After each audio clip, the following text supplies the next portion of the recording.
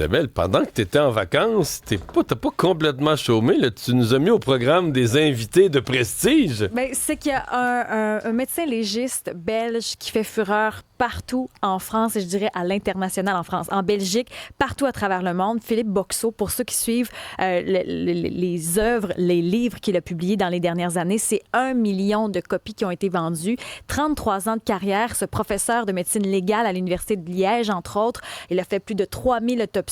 Ses livres, c'est vendu partout. Les morts ont la parole. Entrevue avec un cadavre, La mort en face. 3 livres qui se sont vendus à 1 million d'exemplaires. C'est exceptionnel. Et on a la chance de l'avoir avec nous en studio. Sa dernière visite date de 1997 au Québec. Bienvenue chez nous. Ben merci. Philippe Boxeau, Merci. En même temps que le roi.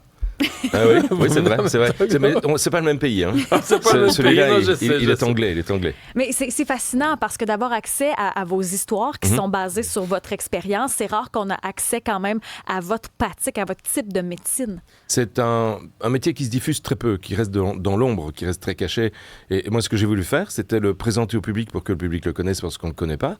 Parce qu'en Belgique, on souffre vraiment beaucoup d'un manque de reconnaissance de la part du gouvernement. Donc, je m'étais dit qu'en passant par le public, on arrivera à se faire connaître un peu. C'est intéressant parce que dans l'un de vos livres, vous dites « Les gouvernements se rendront compte qu'il ne peut exister d'état de droit sans une médecine légale efficace et soutenue et non par relayée dans l'ombre de la justice et totalement négligée comme c'est le cas aujourd'hui. » Donc, il y a vraiment...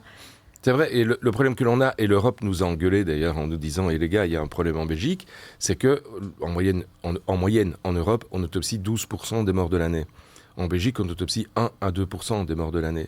Ce qui veut dire que si on fait un calcul, on passe en Belgique à côté de 70 à 80 meurtres par an. Alors, comme je dis toujours... On échappe des meurtres. Oui, on échappe. Faute d'autopsie. Exactement, il y en a qui passent au bleu. Et je dis toujours aux gens, et surtout aux Français, écoutez, venez tuer en Belgique, vous avez moins de chances d'être pris qu'ailleurs. C'est pas croyable parce que vous dites aussi, les médecins généralistes et les policiers, c'est pas à eux nécessairement de faire ça. Ils prennent des fois un chapeau qui leur appartient pas. Il leur appartient pas, mais c'est un chapeau qu'on leur impose. C'est pas leur faute. C'est pas leur faute du tout. Moi, je suis incapable de soigner quelqu'un. Ça fait 30 et des ans maintenant que je n'ai plus pratiqué la médecine curative, donc la médecine qui soigne. Ça veut dire que je suis plus capable de soigner, c'est clair. À un moment donné, il faut ouvrir les yeux. Eh bien, c'est la même chose pour un médecin généraliste. Si vous demandez à un médecin généraliste d'examiner un cadavre, il fait un boulot qui n'est pas le sien. C'est pas son job. Il y a une spécialisation pour ça en médecine légale. Eh bien, faites venir des médecins légistes. Mais vous dites que c'est un métier qui est mal connu du public. Qu'on le veuille ou non, il y a un côté tabou. On travaille avec la mort. Des fois, c'est des choses qu'on aime mieux pas savoir. On le dit comme ça, on aime mieux pas savoir. Alors vous voulez savoir. Là. Moi, je veux savoir et je vous assure que mes lecteurs ont envie de savoir aussi. Hein. Oui. Parce que vu la façon dont les livres ont pris en ampleur, c'est 1 million de bouquins vendus en 1 an, c'est complètement fou. Hein, c'est complètement fou. Ça veut dire que les gens ont envie de savoir, ils ont envie de connaître. La mort, c'est quelque chose qui est caché, c'est quelque chose dont on ne parle pas, c'est quelque chose dont on n'aime pas parler, auquel on n'aime même pas penser. Et ici, avec mes bouquins, on est carrément dedans. Ben oui, parce que vous dites la mort, c'est triste, mais la façon de mourir peut être amusante. Oui, c'est vrai. Il y a de l'humour dans vos livres.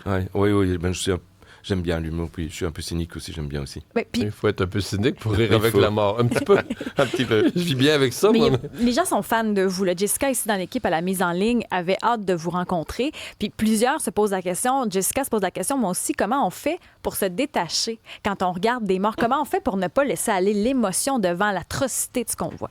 Eh bien, moi, ça ne m'a jamais causé problème. Ça veut dire que quand je suis face à un mort, je n'ai pas d'émotion. Et il vaut mieux, d'ailleurs, parce que si vous avez des émotions quand vous êtes face à un mort, votre travail risquez de mal le faire. L'émotion nuit à la neutralité, c'est-à-dire nuit à la capacité d'apprécier vraiment ce qui se passe en toute décontraction. Il faut être décontracté, quoi. Et moi, ça ne m'a jamais posé problème. Vous n'êtes pas fâché, des fois, de voir des meurtres atroces, justement? Si, bien sûr que si. Mais ce qui m'intéresse, c'est de démontrer comment la personne est morte, donc de participer à l'enquête, pour que la personne qui l'a commise puisse être condamnée à la mesure de ce qu'elle a fait. Et ça, c'est important. C'est important, c'est un but en soi, et c'est aussi un moyen d'arriver à faire condamner ceux qui le méritent. Vous connaissez sûrement, parce que dans votre métier, qui est anthropologue judiciaire et médecin légiste, aux États-Unis et au Québec et à Montréal. On a Cathy Wright, vous connaissez, qui elle a romancé ces histoires. Comment vous vous compariez? Parce qu'elle elle a fait un peu le même travail ici au Québec, ses romans sont lus. Elle a fait ce que vous avez fait en Europe en termes de vulgariser ce type de travail. Oui, je l'ai déjà rencontrée. Elle s'intéresse beaucoup à ce qu'on appelle l'anthropologie. C'est ça, l'anthropologie judiciaire. L'étude des os, hein. C'est l'étude des os des cadavres. Donc, elle a participé d'ailleurs comme conseiller technique à Boons, je pense, hein, qui est une série télévisée. C'est une femme exceptionnelle. Et ce qu'elle écrit, j'aime bien la façon dont elle l'écrit.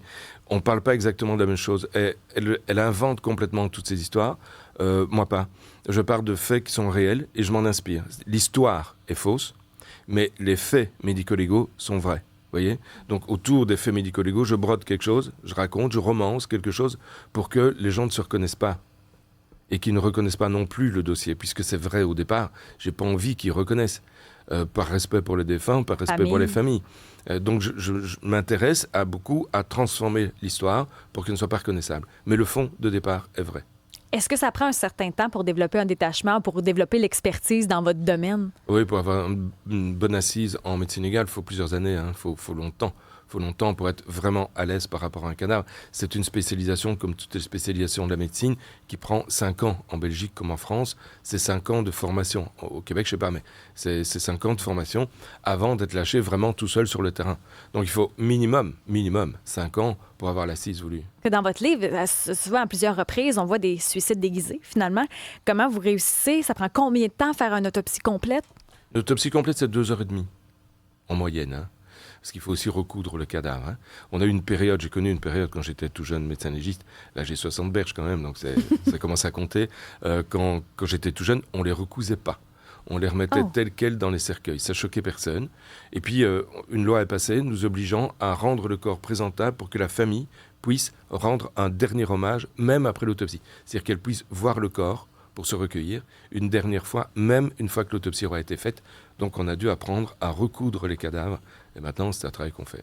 Et dans votre travail, dans les descriptions que vous en avez faites en entrevue, vous avez étudié certains des meurtres les plus sordides là, du pays, là, des gens découpés en morceaux. Vous avez tout vu, là. J'ai vu beaucoup de choses. Tout, je ne suis pas sûr, parce que j'arrive encore à découvrir des choses un peu surprenantes. Mais dans mes livres, je raconte des histoires qui sont certes extraordinaires, qui sortent de l'ordinaire. Mais j'ai évité tout ce qui était très médiatique et auquel je participais. C'est-à-dire que j'ai eu affaire à 2 attentats djihadistes dans ma ville, à Liège. J'ai eu affaire à un immeuble qui s'est effondré avec 14 jeunes étudiants qui sont morts dans cet immeuble. J'ai eu affaire à beaucoup de choses comme ça qui sont vraiment uniques et exceptionnelles. J'en parle pas. J'en parle pas pour éviter de sombrer dans le sensationnalisme et pour conserver plutôt un aspect plus médecine légale de tous les jours. Parce que le but, dans le fond, c'est d'agir un peu comme un justicier. Donc, c'est vraiment ça. Ah, le justicier, il a un flingue et il bute le méchant. ça, moi, je fais pas. Ça, moi, je fais pas. Mais pour trouver le méchant, le méchant, je suis là. Faut savoir ce qui s'est passé. Parce qu'on parlait de suicide, de meurtre déguisé en suicide tout à l'heure. Ça, c'est des choses que vous voyez. Vous arrivez sur un corps. La police vous le présente, l'hypothèse. On pense que cette personne s'est suicidée. Et là, vous voulez que vous faites parler le corps, en fait, pour que le corps vous dise impossible. Là. Impossible, il y a un problème. C'est arrivé, je le présente dans mon bouquin, mais aussi dans la conférence que je fais sur le bouquin. J'ai les photos, donc je peux prouver tout ce que je raconte, en fait. Hein. Je présente l'image d'un gars qui est suspect de s'être suicidé avec une arme à feu, et il a l'arme en main gauche, et tout près de l'orifice d'entrée du projectile. L'orifice d'entrée est à bout touchant, c'est bon, parce qu'il n'y a personne qui se suicide en mettant l'arme à distance. Hein. On la met au contact, on la met sur la tempe ou ailleurs, mais on la met au contact. Et puis, j'étais embêté parce que l'arme était vraiment tout près de la lésion, tout près de l'orifice d'entrée. Or, toutes les armes ont du recul, donc j'aurais dû la trouver à une certaine distance. Ça a attiré mon attention. Je me dis, là, il y a un problème, peut-être, on va voir. Et puis j'ai demandé si le monsieur était gaucher ou droitier. Et j'ai demandé ça à son épouse qui était sur le trottoir, en train de pleurer toutes les larmes de son corps, parce que son mari était mort.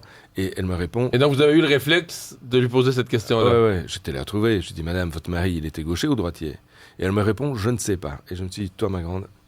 Impossible. Il y a un truc qui ne va pas. Je connais des maris qui ne connaissent pas la couleur des yeux de leur femme, mais je ne connais pas de femme qui ne connaît pas si son mari est gaucher ou droitier. Donc je me dis, là, il y a un problème. J'ai fait venir... la police pour faire des prélèvements de poudre sur le dos des mains. Il n'est pas tiré. C'était un meurtre. Mais imagine si on n'avait pas financé ça. Ah bah, c'était passé à côté. En fait, on l'a vu, même contre le gré du procureur du roi, parce qu'il il imaginait que c'était un suicide. Pour lui, c'était clair. Mais il avait une directive de son chef du procureur général qui disait quand il y a utilisation d'armes à feu et qu'une personne en décède, il faut envoyer un légiste, d'office, dans tous les cas. Et ici, on allait passer à côté d'un meurtre. Au 187 Cube Radio, il y a quelqu'un sur le texto qui dit « Est-ce qu'il y a encore des situations qui vous surprennent, des morts que vous n'avez pas vues ou des situations de morts que vous n'avez pas vues et qui vous surprennent encore? » Oui, tout à fait. Il y en a plein. En fait, chaque mort est particulière. Même si c'est un pendu, il y a toujours une petite particularité qui fait qu'il est différent de l'ensemble des pendus. Il y a toujours quelque chose d'un peu différent qui fait qu'il est unique. Est-ce que parfois vous arrivez devant pas de réponse? Ah oui, oui, oui. Ah ouais? C'est déjà arrivé. J'ai un monsieur qui meurt devant un évier. Il était en train de se laver les mains. Je l'examine, j'ai pas la réponse. Je l'ai ouvert, j'ai fait l'autopsie, j'ai pas la réponse. J'ai fait de la toxicologie, j'ai pas la réponse. Et puis, j'ai fait de l'anatomopathologie, j'ai observé au microscope les cellules des différents organes, et là, j'ai obtenu la réponse. Oh. Mais si on n'avait pas été jusque-là, on n'aurait pas su de quoi il était mort. Mais c'était quoi? Une malformation cardiaque. Ah! C'était une maladie dont il serait de toute façon mort. Et par hasard, c'est arrivé à ce moment-là. Par hasard, c'est arrivé là. Mais ça, pour le deuil de la famille, c'est important de connaître la Et cause. c'est super. N'imaginez pas le nombre de gens qui m'écrivent en me disant « Est-ce que vous pouvez nous aider à comprendre comment notre défunt, monsieur machin, est mort ?» On nous a jamais donné de réponse. Et ils vivent avec ça toute leur vie. Avec cette idée, peut-être qu'il a été tué, peut-être qu'il a été assassiné. Mais toutes les semaines, j'ai des gens qui m'écrivent en Donc, me dans disant... le processus du deuil, Ouais. vous jouez un rôle aussi important. Très important. En fait, la première réaction de tout le monde, c'est pas vrai. Si je vous annonce le décès de quelqu'un que vous connaissez, vous allez dire oh, c'est pas vrai. C'est la surprise. Ça, c'est la première chose. Et puis la deuxième, c'est mais de quoi est-ce qu'il est mort? C'est la deuxième question. Si on n'a pas cette réponse-là, il y a quelque chose, il y a un vide qui reste. Là. Il y a un vide qui reste. Vous avez un 4e livre en route. Ça va Ouais. porter sur quoi? Bon, la même chose que les deux. Donc le premier, c'était un livre où je racontais des anecdotes. Je croyais que j'en écrirais jamais qu'un de ma vie. Et je l'ai bourré de tas de trucs. Si j'avais su, j'aurais pas fait ça. J'aurais un peu dilué. Et puis les deuxième, troisième, et puis maintenant le 4e, ce sont des affaires de médecine égale de la vie de tous les jours. Et alors ce qu'il y a de spécial, c'est que je me souviens pas toujours de ce que j'ai fait. C'est vrai? Oh oui, c'est terrible. Il y a 30 ans, il y aurait des gens qui me disent ah, tu te souviens, tu as vu un monsieur qui est mort avec une stalactite. Ah oui, et j'avais oublié. Donc, il sera dans le bouquin, celui-là notamment. C'est des cas que j'ai oubliés, mais que j'ai retrouvés. Et donc, vous allez rencontrer des gens du public. Je voyais dans l'horaire la librairie Monet, par exemple, en fin de journée aujourd'hui. Donc, directement un contact avec les lecteurs. Là. Il y a aussi... C'est toujours intéressant de savoir pourquoi ils aiment vos bouquins. Bien, il y en a beaucoup. Moi, je pense, Jessica, je vous dis, l'une des membres de notre équipe qui est fan de vous, elle aime la façon dont vous décrivez. C'est des histoires qu'on n'est pas capable d'arrêter de lire. Ça se lit rapidement. Le ton que vous utilisez, l'humour et l'espèce de détachement, sans tomber dans le psychopathe, là, dans le sens où c'est pas que vous êtes dépourvu d'émotions, vous êtes capable de prendre une distance puis de nous donner l'accessibilité à un sujet qui nous est complètement inconnu. Vous enlevez l'espèce de tabou aussi autour de la mort. Mm-hmm. C'est la seule chose qu'on sait dans la vie, c'est qu'on va mourir. Ouais, ça, c'est le seul truc qui soit absolument certain. Ça, puis les impôts, ouais. là, c'est pas mal la seule affaire. Il y aura aussi une séance Renaud Bré à Plaza Saint-Hubert, aussi jeudi 17h. Donc, on aura l'occasion de vous rencontrer. Merci pour votre temps aujourd'hui. Merci de votre séjour au Québec. Merci beaucoup. Merci.